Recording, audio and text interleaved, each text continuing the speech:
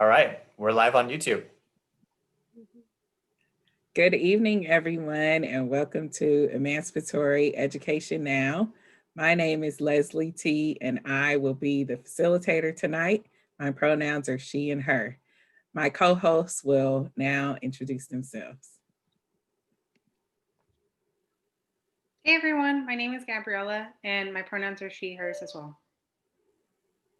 Hi everybody, my name is Jackie. I use she, her pronouns.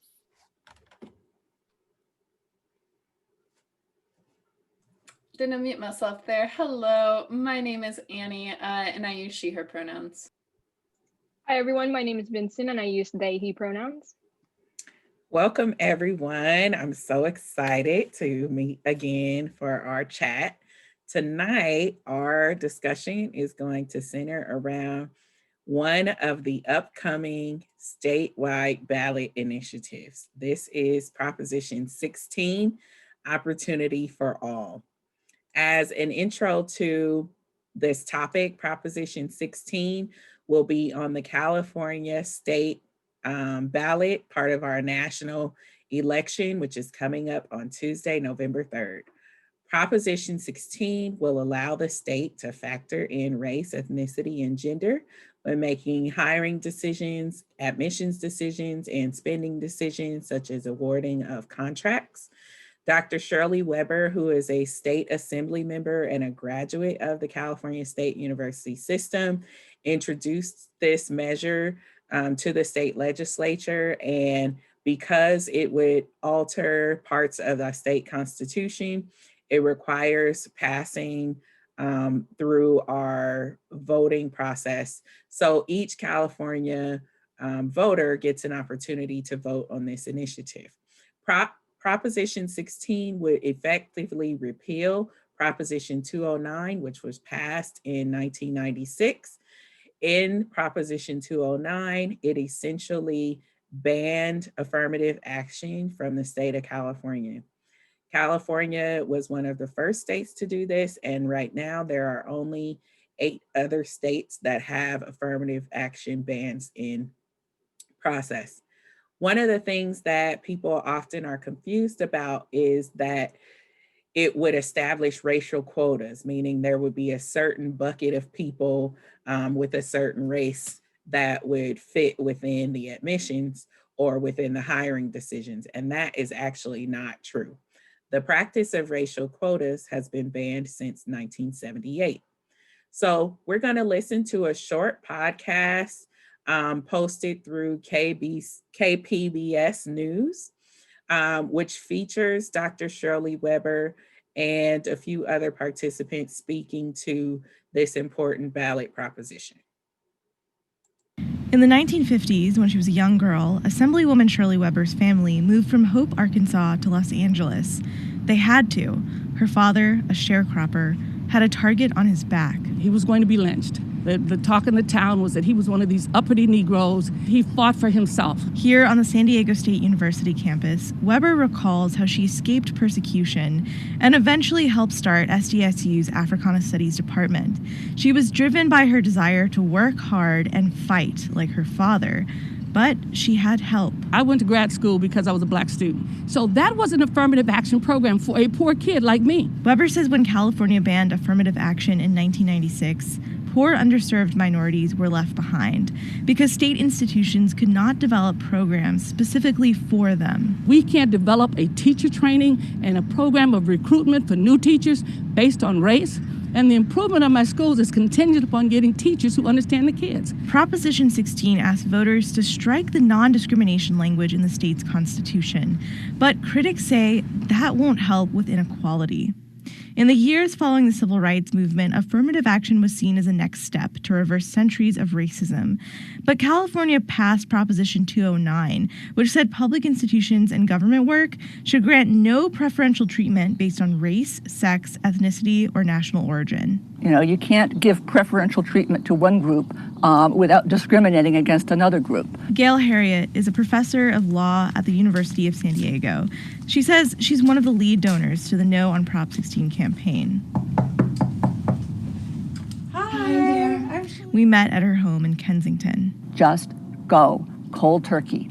You're not going to fix things by saying, well, we used to discriminate this way, now let's discriminate that way. The Yes on Prop 16 campaign argues recent protests against police brutality reflect how law enforcement treats Black and brown people differently from white people. But Harriet says you can't solve discrimination with discrimination. That just perpetuates it forever. And she says underserved communities have done better. It's true, the UC California system has seen an increase in students of color. Since 1999, the percentage of Latinos has doubled, and the Black population has gone up by just under 1 percentage point.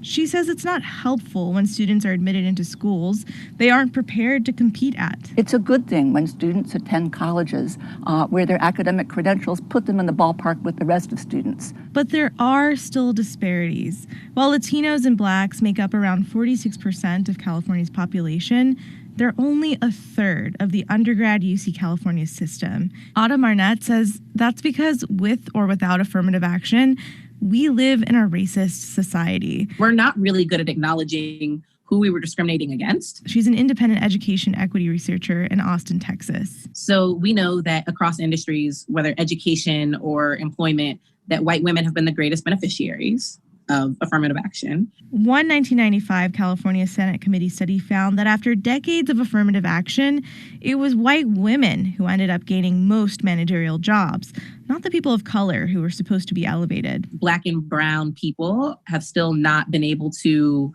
see their levels of representation increase proportionate to their population numbers. Arnett says it's one thing to create a policy to give people of color more opportunities, but once they get to school or get to the job, they have to be given the support to succeed. People are absolutely getting more opportunities, right? You absolutely can't say whites only college. The detractors, though, are that maybe we didn't help the people that we set out to help as much as we needed to.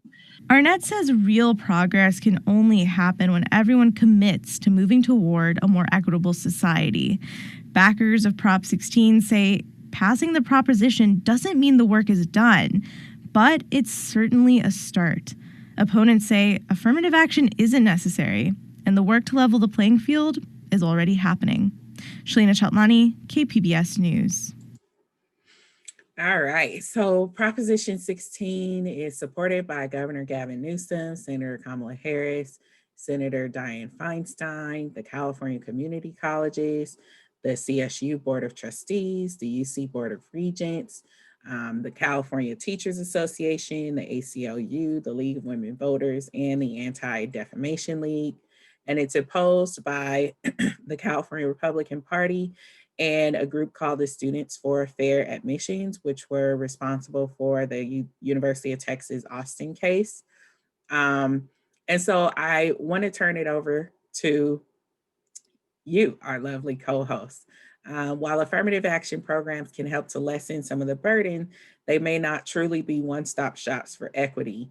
So as we think about moving in the right directions, how do we support students from disadvantaged backgrounds now, and how might passing Prop 16 improve that support?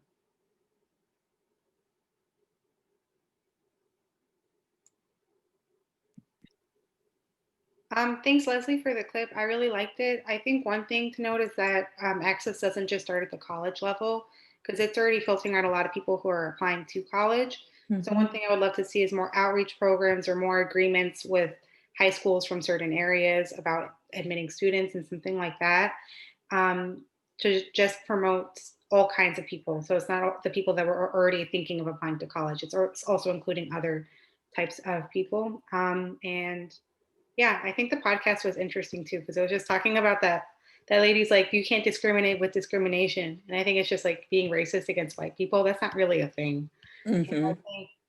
I think like the other person said, you can't function within a racist society and expect everything to even out. You need to put in systems that are going to help level out the playing field.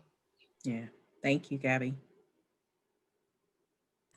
Yeah, I totally agree, Gabi. I love how you pointed out that, colleges should also be doing more outreach to establish relationships with communities that typically have maybe less college applicants to begin with. And I really think that, again, to begin to reverse like all of the racist structures, like, adjustments need to be made at every single level. And so I think, Prop 16 and repealing Prop 209 is like, that's one level and that should be done. Other things should be done as well. And one thing that comes to mind is that, college is often a pathway to like positions with, more power, more authority. And I think it's really important that people from like oppressed groups have more power and authority and get into more of those positions so that we can start like, kind of across every, I guess, authoritative level, start seeing like more diversity and people from more backgrounds, because then they can subsequently go on to enact more policies that will shift power. And so I just think that like college is a pathway to affect like a change in the structure across society more widely as well. Yeah. And Dr. Weber mentioned that, right? Like we know the importance of having teachers of color support students of color, right? But we can't even have a teachers of color program, right? So in thinking about the benefits that Prop 16 could contribute not only in education, but also in hiring, I think that's an excellent point. Yeah, and just to agree with Gabby, like that was a really great podcast to be able to listen to, like all the different. We lost Vinson. It's okay, go ahead.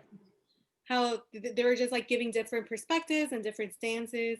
But one of the things that stood out to me, I'm not sure who said it, but saying that who benefited most from the affirmative action was white women, like they were the ones in managerial positions. So I don't know, that I got kind of stuck with that. But kind of how y'all are saying, like it's not just the entry, it's like working with communities and like how representation goes into all of this. And this is really powerful just because this is it's coming up, the voting isn't that far ahead, and this is something that we as students should be aware about, and just kind of how it all affects one another.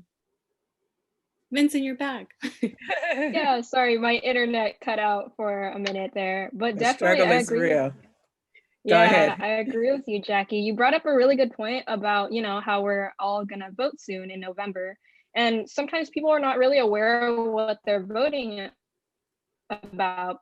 So definitely there should be like more awareness about this proposition. And I'm really glad that we're able to talk about this in our group, and hopefully it'll help clear up some misconceptions, because like one of the things that's really popular in our generation that I noticed is seeing like infographics on Instagram. And I've seen some misleading infographics on Prop 16 already online. And some people started resharing them. And I was like, wait, this doesn't make any sense. Like, why would, like it necessarily like, it's not really attacking privileged groups and need to be like amplified and need that extra support. So I've seen some of those leading posts, and I was like, wait, why are people sharing this? So it's really good that we're talking about it. And I hope, we can create more awareness around that as well. Yeah, thanks for mentioning that. We're going to be putting some resources on our page as well, so that you have access to the information. One of the opposition statements is this idea that no group deserves special consideration by the state, and that this would unfairly and adversely impact white applicants and Asian American applicants. But one of the things that I was looking at was that several of the opposition groups that went on the record saying that they would vote no on Prop 16 were only representing Chinese American students. And I think it's of benefit for us to think about how other Asian American student groups already experience similar disadvantages when it comes to educational access.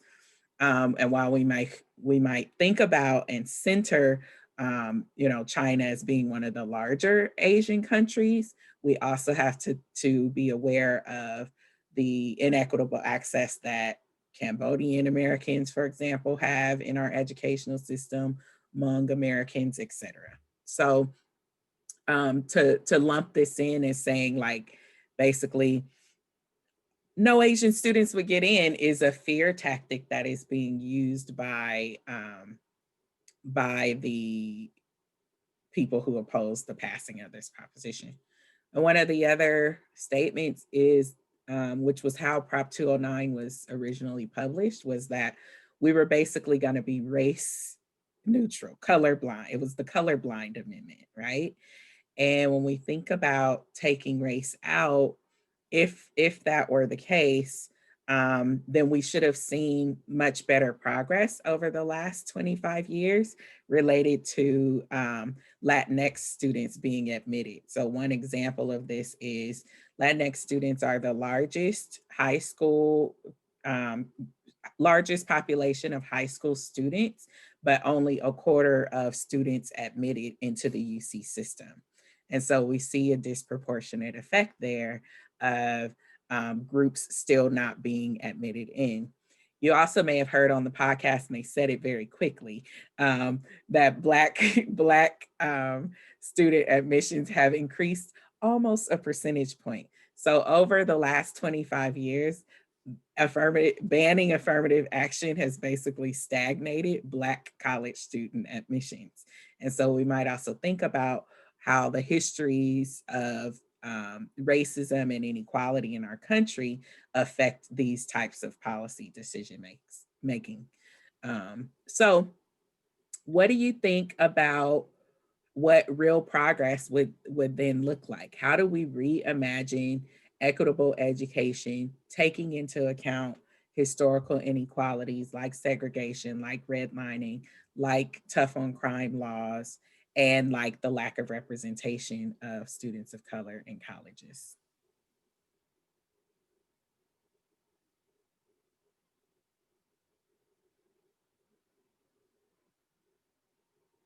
My God, that's a big question. I'm like, I know after I said it, I'm like, this is too much, but yeah, go ahead. I mean, I guess one thing just on, it's about your earlier point, but I think another thing to consider is that you sent us a great article that mentioned that family income and family education level was taken into account since 1996, and we're still not seeing the same levels of Latinx, Blacks, certain Asian students being represented at higher education levels. Yeah. I think that just goes to show the argument, because an argument I hear a lot is, well, why don't we just take class into consideration? But taking class into consideration still hasn't resulted in representative numbers of certain types of people of color. So yeah, so like giving students points for being first gen students, right? Like their parents didn't go to college, they're going to college, right? But that still hasn't amounted in the same kinds of structural change that we had hoped. Other comments on it?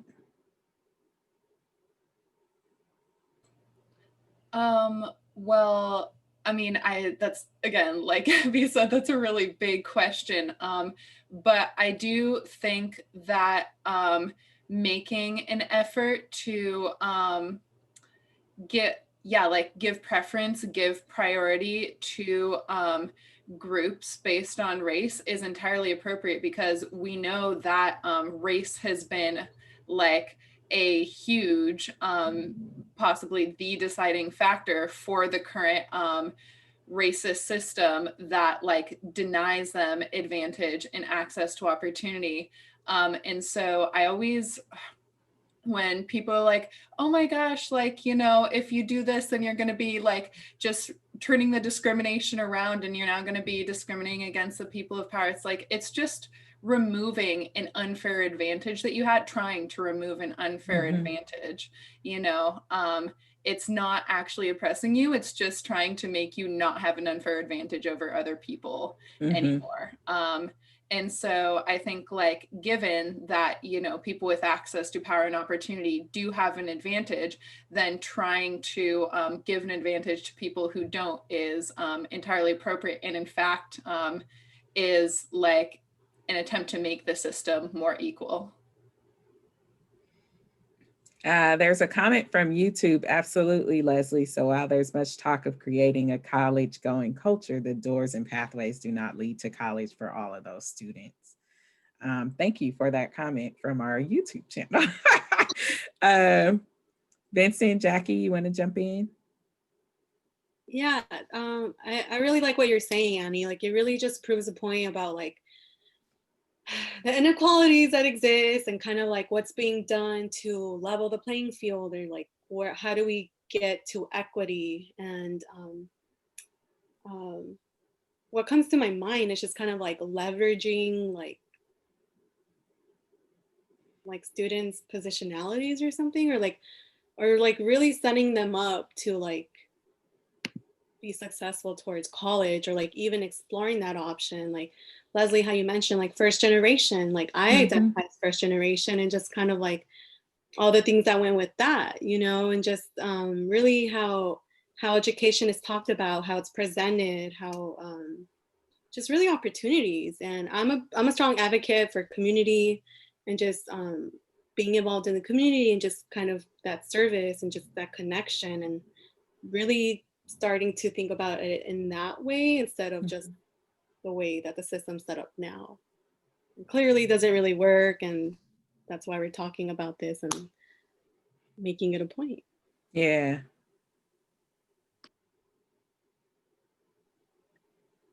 Speaking on community, Jackie, I think you bring up a really great point, Alvia, that it starts like earlier on, you know, in like the education systems, not just in education, but like in, you know, other systems as well that exist.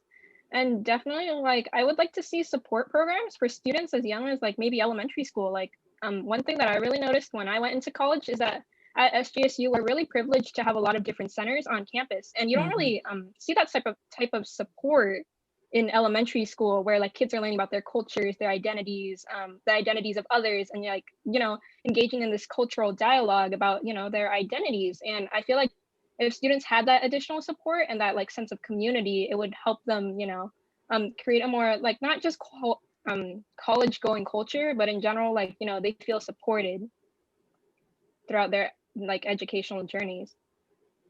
Yeah. And thank you all for speaking to that. I want to echo something Annie mentioned earlier. Like, we've been taking race into account this whole time, and it's been benefiting white racial groups, right? So, so to say that we haven't been doing that is one thing. One of the other things that I found in researching for today was the mention about the varsity blues scandal. So even despite us not having affirmative action for the last 25 years in our state, we saw an emergence of parents that were able to pay their way for their kids to get into a certain school, right? And so, again, as Gabi and Jackie, several of you have mentioned the class issue, right? I don't have a parent that can buy a building at San Jose State for us to get, you know, into school. And so there are still other hurdles that we may have to fight against just to have these types of procedures in place. And so my next question is like, so this is coming up on the November ballot. As we know, we have a presidential election. Our country is in a peculiar state of divide, although we have certainly, this is not the first time, and it probably won't, unfortunately, be the last time that we'll be in this place. But as we think about, you know, even the name of our TV show, the Emancipatory Education Now, right? How do we ensure liberation for students at all levels if this particular proposition doesn't pass? What are our next steps? Both in relationship to if this doesn't pass, and also to our goals of freedom within an equitable access to education for all.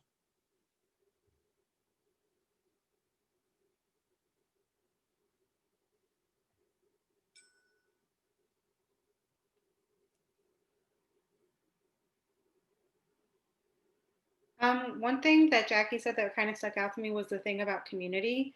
I think these propositions, they kind of focus on one moment in someone's life. But for example, I would love to see not just more people admitted, but more retention services once you do have people of color and people from underrepresented groups like low income groups or first generation family students. So I think, yeah, I think retention services and also scholarships.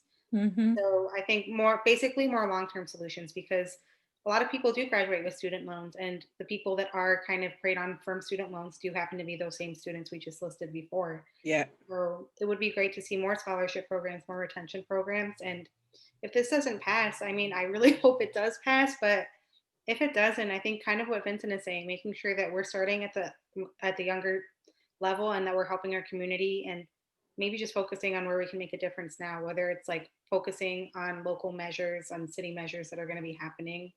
But I hope Yeah. Yeah. I love that, especially because we can take for granted the knowledge of how to even do school, right? Like if you don't have parents or family that went to college, you know, you're kind of on your own to a certain degree. And it's imperative that not only do we allow students the opportunity to pursue this, but to support them through it and not to put them in a situation where it's like, well, you got in the door and now just figure it out on your own. So I love that idea of retention services and financial support. Yeah, definitely, Gabby. Going back to your question, Leslye, about like, well, like, what if it doesn't get passed? So my thing is like, okay, like, this is why we're making it a conversation. Like with Leslye, the article you sent us, there is this statistic saying that in the survey that the Public Policy Institute of California did, 47% would oppose the measure. And this was a survey of 1,168 voters.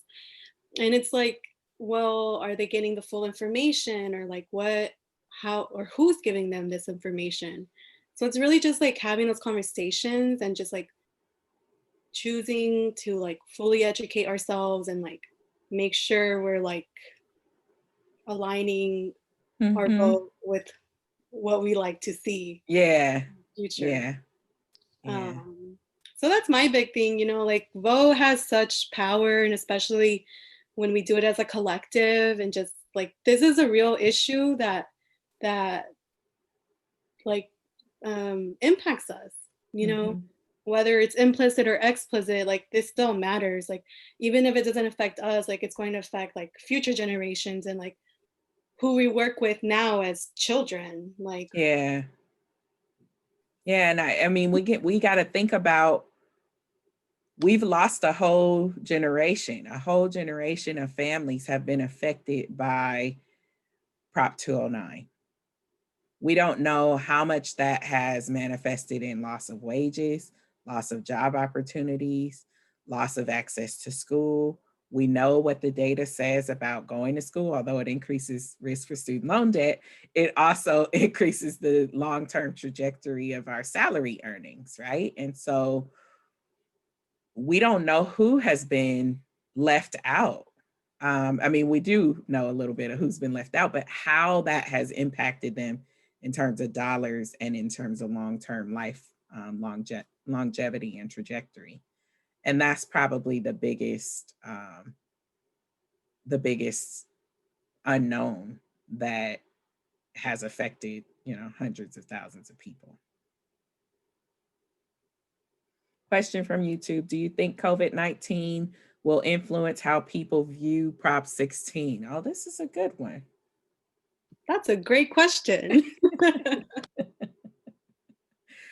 I will say I am very concerned about voter turnout in relationship to COVID-19. I think that people, rightfully so, are fearful of being exposed to the illness and being in a large crowd. And what we've seen with some of the voter turnout in the past is that there are long lines. So how do we keep a minimum 6-foot distance between each other?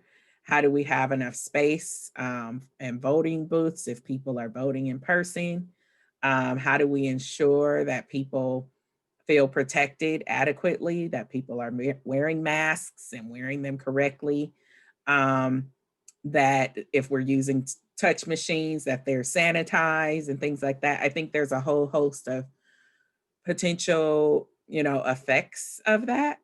But I don't know, what do you think specifically that there's something related to the topic of Prop 16 that might draw people to come out or feel different related to this proposition?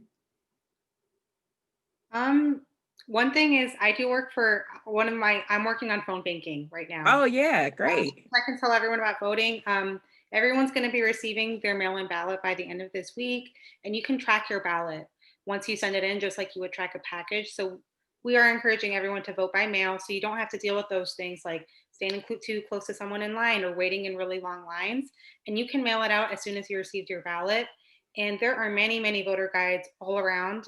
We can link something that Leslye was using was Cal Matters. So we encourage people to look at that. And yeah, vote by mail and your vote will get counted, and they count them as soon as they come in. So they don't wait until election day. One of the other things is, like we were talking about community. I'm having a Zoom ballot party with my siblings this weekend, and we're gonna all have our ballots and talk through all of the propositions together.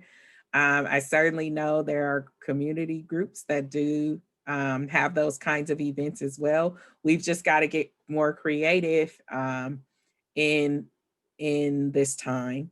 And then sometimes you'll get mailers in the mail, and just be cautious around who's sending what, because sometimes you'll get 3 things that all look like they're from the same political party or whatever, and 1 or 2 things will be different on it.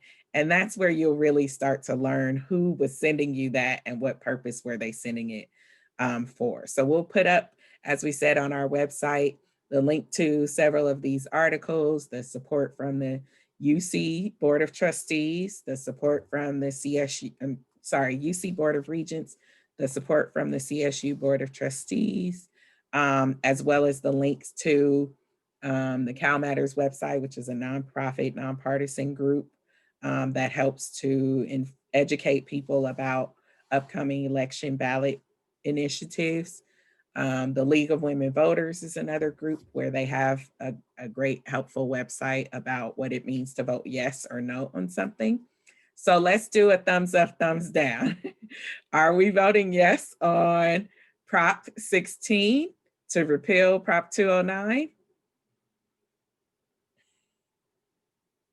And we hope you do too. Thank you so much for joining us tonight. We will be back in 2 weeks for Emancipatory Education Now. On behalf of our co-hosts, thank you for joining us, and I hope you are safe, healthy, and continue to have a great rest of your week.